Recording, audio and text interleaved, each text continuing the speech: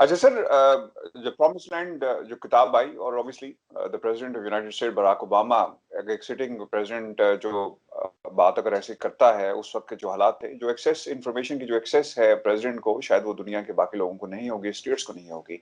पाकिस्तान के हवाले से खास बात की उसामा बिन लादेन का जो नेवी सील्स ने जो कार्रवाई की पाकिस्तान के अंदर, और आसिफ अली जरदारी साहब के हवाले से जो रिलेशन उन्होंने की है, आपके सर क्या टेक है इसके ऊपर? चूंकि ये बड़ी एक ऐसी इंफॉर्मेशन है जिसे पाकिस्तान कैसी रियासत है, और पाकिस्तान जो आलमी दहशतगर्द हैं उनके हवाले से पाकिस्तान की पॉलिसीज क्या हैं, ये चीजें सेट करेगी, ये लाइन सेट करेगी ये जो किताब है।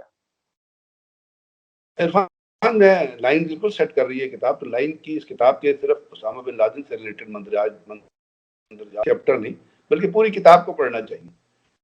और इस किताब के अंदर मुझे एक खुशी हुई है कि वो एक ऐसी चीज जो हम बारहा कहते रहे हैं कि इराक पे हमला जो था अमेरिका की तरफ से बिला जवाज था, उसके अंदर कोई उसके बाद WMD weapon of mass destruction नहीं थे। और सर चिलकोट इंक्वायरी आई है जो आपके इंग्लैंड में सर चिलकोट ने की है, और उसने प्रूव कर दिया, कोई हजारों पेजेस की इंक्वायरी थी कि इराक के पास वेपन ऑफ मास डिस्ट्रक्शन नहीं थे। ये झूठ बोला गया था बरतानिया के लोगों से, टोनी ब्लेयर ने झूठ बोला, बुश ने झूठ बोला। अब बारक ओबामा में उसने इराक के बारे में उन्होंने एक सेंटेंस एक अपना एक लाइन लिखी है, और उन्होंने कहा कि G Bush administration had spun the intelligence while attacking Iraq. अब इसका मतलब आप समझ जाइएगा, बुश एडमिनिस्ट्रेशन ने इंटेलिजेंस मैनिपुलेट की थी, मनूवर की थी, टिल्ट की थी, यानी मतलब दूसरे सॉफ्ट लफ्जों में उन्होंने कहा, लेकिन उसका मतलब ये निकलता है कि बुश ने दुनिया से, अमेरिका से और पूरी दुनिया से झूठ बोला। तो बुश तो है कंफर्म टेररिस्ट है, आपको पता है, वो तो टेररिस्ट को सपोर्ट करता रहा है, वो तो बहुत बड़ा दहशतगर्द है जिसने दुनिया में दहशतगर्दी को जन्म दिया। इसी तरह 9/11 के बारे में पूरी दुनिया में थिंक टैंक बन गए, और लोगों ने 9/11 के बारे में ये प्रूव कर दिया है, एविएशन एक्सपर्ट्स ने, बिल्डर्स ने, एक्सप्लोसिव एक्सपर्ट्स ने, सिविल सोसाइटी ने, वकीलों ने, लॉयर्स ने, पायलट्स एसोसिएशन ने, और बेताशा कुछ अपना 400 एसोसिएशन ने, उन्होंने कहा कि जी 9/11 was a false flag operation which was undertaken by Mossad and CIA, और उसमें बुश पूरी तरह इन्वॉल्व था, उसको पता था। फॉरेन 9/11 एक फिल्म बनी है, उस तरह की बेताशा फिल्म बनी है, वो भी देख लिया। अब ये जो चीजें जो आज आप बात कर रहे हैं, अब इससे रिलेटेड उसामा बिन लादेन की, इसके बारे में भी एक किताब आएगी। इसी तरह कोई प्रेसिडेंट ऑफ अमेरिका लिखेगा और वो ये भी बताएगा कि उसामा बिन लादेन के बारे में बाराक ओबामा ने इंटेलिजेंस को किस तरह स्पन किया, या वो किस तरह बेवकूफ बना CIA के हाथों, या बेवकूफ बना पेंटागन के हाथों। क्योंकि जो कुछ बाराक ओबामा के ऑपरेशन के बारे में, जो उसामा बिन लादेन के ऑपरेशन के बारे में बाराक ओबामा ने कहा, उसमें कोई चीज नई नहीं है। ये तमाम चीजें जो उसने लिखी है वो पूरी दुनिया को पहले ही पता है और मुख्तलिफ आर्टिकल्स के जरिए आ गई है। कोई ऐसा उन्होंने रेवोल्यूशन नहीं की जो मेरे लिए अचंभे का बायस हो कि यार ये तो बहुत बड़ी इंफॉर्मेशन है। इसलिए कि मेरी नजर में, और मैं इसको मेंटेन करता हूँ, मैं इसको कन्वे भी करता हूँ कि बाराक ओबामा का operation was a pseudo operation. Sorry, ये जो उसामा बिन लादेन के खिलाफ किया गया था, Osama bin Laden was never in Pakistan.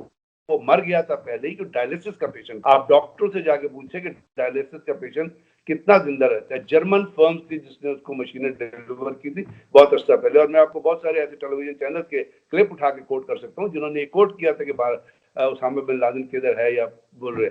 अब दूसरी चीज ये है कि देखने वाले किसी वक्त जो फिल्म दिखाई गई टेलीविजन चैनल पे, उसमें इस तरफ एक कान दिखाया गया था, एक सर है, उसका लेफ्ट जो ईयर है उसको दिखाया गया, उसकी तस्वीर नहीं दिखाई गई।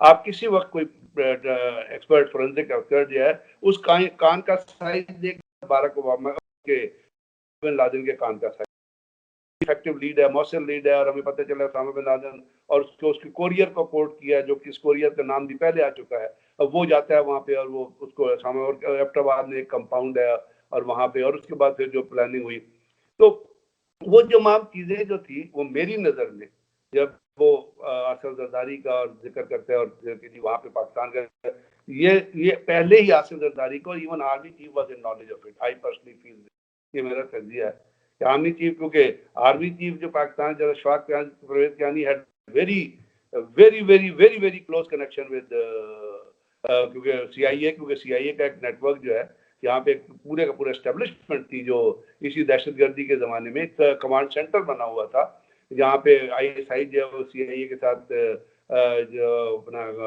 वॉर अगेंस्ट टेरर के ऊपर यहाँ पे कॉपरेट CIA, अपना CIA, ISI और MI का एक coordination था. I was director counterterrorism military intelligence. Then I was present there. We were interacting with the FBI. हमें satellite images रोजाना आते थे. यहाँ पे और कितने सारे लोग हैं, कितने सारे दहशतगर्द हैं जिनको पकड़ के और अमेरिका के हवाले किया गया. आपकी नजर से गुजरे होंगे 20 के करीब दहशतगर्द हैं जिनके ऊपर हेड बनी थी. They were handed over to US. तो ये तमाम जो था, ये उस वक्त बाराक ओबामा की कंपल्शन ये थी जो समझनी चाहिए कि अमेरिका ने इतना सारा पैसा इस वॉर ऑन टेरर पे खर्च किया था. अब उन्होंने उनको कोई ना कोई ऐसी चीज अमेरिकन पब्लिक को दिखानी थी जिसके जरिए वो ये जस्टिफाई कर सके कि जी हमने देखे जो पैसा खर्च किया था, हमने उसामा बिन लादेन को मार दिया. क्योंकि उसके बाद आप देखते हैं कि जो उसामा बिन लादेन के मरने के बाद उसने अपनी किताब में लिखा है कि वाशिंगटन में जुलूस निकला, फलानी जगह जुलूस निकला. मेरी तकरीर मेरे एक दोस्त ने लिखी, उस तकरीर बड़ी इफेक्टिव तकरीर थी. मैंने उसको शाबाश दी कि thank you brother, you have done a very great thing. तो ये तमाम चीजें, और कोई किताब लिखेगा जरूर. फिर आज मेरी बात नोट कर लीजिएगा, जो उसामा बिन लादेन की स्टोरी, मैं ये नहीं कह रहा कि उसामा बिन लादेन को हमें सपोर्ट करना चाहिए, क्योंकि जो भी दहशतगर्दी की कार्रवाइयों में किसी तरीका, सिर्फ पाकिस्तान नहीं दुनिया की किसी भी खत्ते में अगर कोई दहशतगर्दी की कार्रवाई होती है और आम आदमी की जान जाती है तो वो एक कंसर्न का बाइस है एक. लेकिन उसामा बिन लादेन को ट्रेंड किसने किया था? CIA ने उसको रिक्रूट किया था. उसको ट्रेंड लैंग्वेज में किया गया था. तो ये तमाम चीजें एक बहुत बड़ा धोखा है. और मेरी नजर ने, मैं आपको बता दूं कि बाराक ओबामा ने कोई ऐसी बात नहीं की which is worth $1 million. It is just a narration उनकी अपनी कैंपेन की, नरेशन उनकी अपनी सदारत की, और उनकी अपनी, जिस तरह वो पीस अवार्ड, नोबेल अवार्ड मिला. वो कहते हैं मैं रात को सुबह सो रहा था तो मुझे एक कॉल आई मेरे स्टाफ की, तो मैं समझा कि कोई दहशतगर्दी का हमला था, ट्रैक तो मैं उठा तो मेरे स्टाफ ने मुझे कहा कि आपको नोबेल प्राइज दे दिया गया.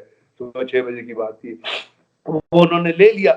तो ये तमाम चीजें ऐसी नहीं होती जिस तरह नजर आती हैं. There are many twist in all these things. और उसामा बिन लादेन का ऑपरेशन, अगेन कहूंगा, उसामा बिन लादेन का operation was a false flag operation. Pakistan की सरहद पे किया गया था. पाकिस्तान एयरक्राफ्ट ने क्रॉस किया, क्योंकि एबटाबाद के अंदर हम अगले दिन भी गए थे और वहाँ रेजिडेंट्स ने कहा कि यहाँ हेलीकॉप्टर आए थे, किसी शख्स को लेके गए हैं, और उसके बाद अब कमीशन की रिपोर्ट भी नहीं आई. And on top of that, Asif, मेरी नजर में प्रेसिडेंट ऑफ पाकिस्तान और army chief was in the knowledge कि ऐसा ऑपरेशन होने जा रहा है. अदरवाइज शायद इतनी आसानी से ऑपरेशन ना होता.